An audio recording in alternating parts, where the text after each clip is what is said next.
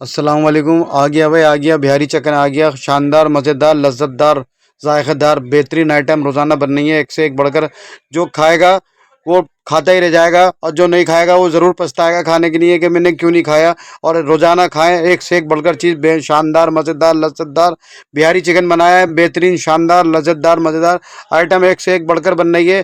जो खाएगा उंगलियां चाटता रह जाएगा। उंगलियां चाटते चाटते वो अपनी उंगली ना चबा ले, इतने शानदार, लज्जतदार, मज़ेदार बन रही है। बेहतरीन आइटम बन रही है, रोज़ाना बनती है, एक से एक बढ़कर आकर। 120 रुपये का डब्बा है हमारा। अस्सलाम वालेकुम।